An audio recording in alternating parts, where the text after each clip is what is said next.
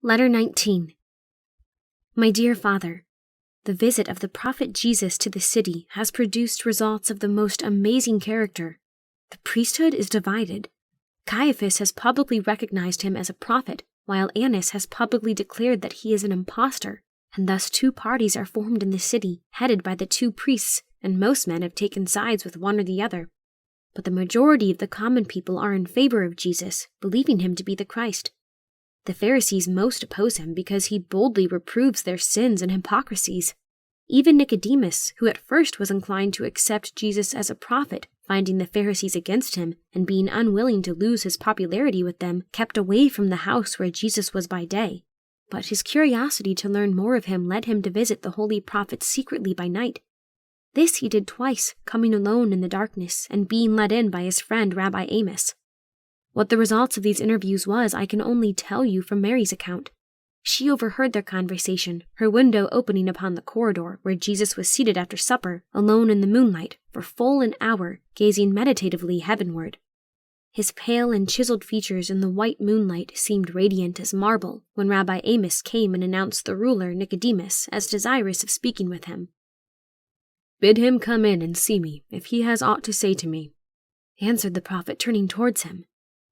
"Nicodemus," added my cousin Mary, then came to the corridor wrapped carefully in his mantle, and looking about to see if he was unobserved, he dropped it from his face, and bowing reverently said to the prophet, "Pardon me, O Rabbi, that I come to thee by night, but by day thy time is taken up with healing and teaching.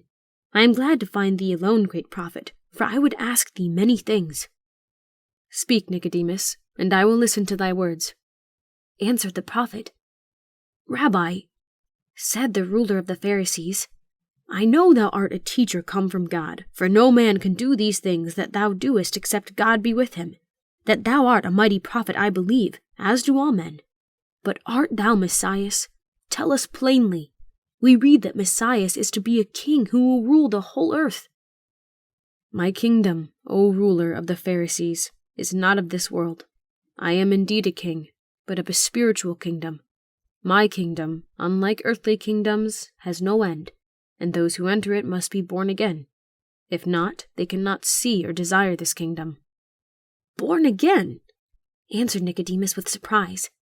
"How can a man be born a second time? O Rabbi, thou speakest in parables."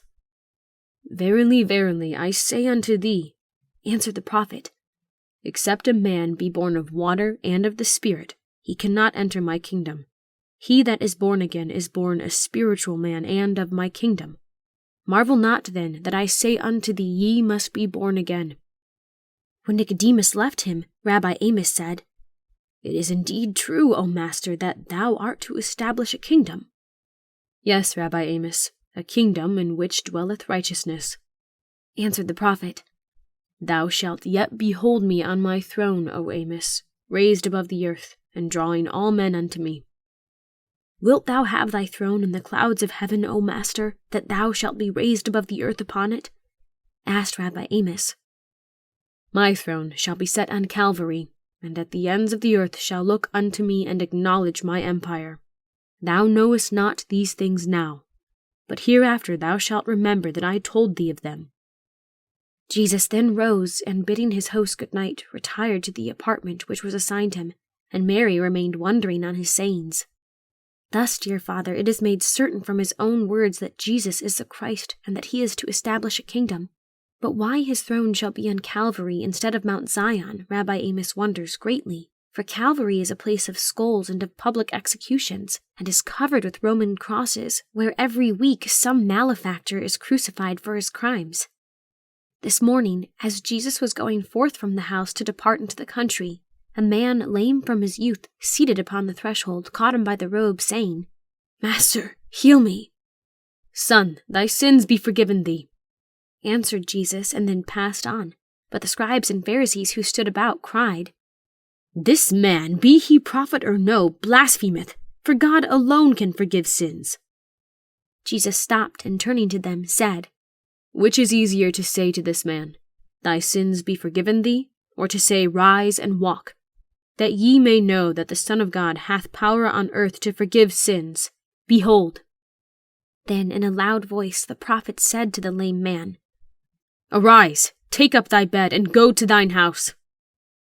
Immediately the man rose to his feet, leaping and praising God, and taking up the mattress upon which they had brought him to the door, he ran swiftly away to show himself to his kinsfolk, while all the people shouted and praised God.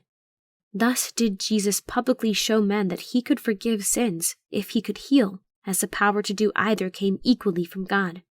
Does not this power prove that he is the Son of God?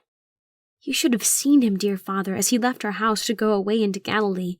The street was lined with all the afflicted of Jerusalem, and as he moved on between the rows of wretched sufferers, whose hollow eyes and shriveled arms were turned imploringly towards him, he healed by words addressed to them as he moved on, so that where he found disease before him, stretched on beds, he left behind him health and empty couches.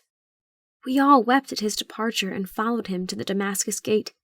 Here there was assembled a large company of Levites and priests, among whom were mingled some of the most desperate characters in Jerusalem.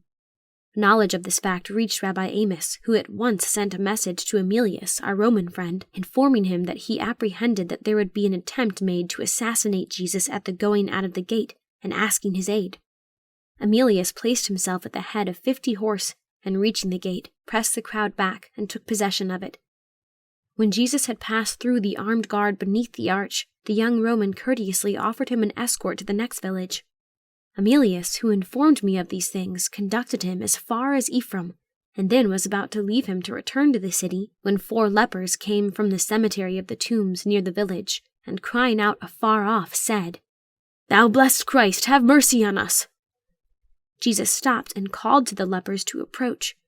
As they obeyed, the whole company of people, as well as the Roman soldiers, drew back to a distance in horror at the sight of these dead living men. They came timidly within 20 paces of Jesus and stood still tremblingly. "Fear not," said he. "I will make you whole." He then advanced toward them, and laying his hand upon each of them, they all, at the touch, were instantly changed to well men, with the buoyant form, clear eye, and rich bloom of health. When Emilius saw this miracle, he dismounted from his horse, and falling at Jesus' feet, worshipped him. Now, my dear Father, I have thus far faithfully written all that I have heard and witnessed respecting Jesus, as you desire. You must see that he is more than a prophet, and must be the very Christ, the Son of the Blessed. Withhold, oh, withhold not your belief longer. Your affectionate and loving daughter, Adina.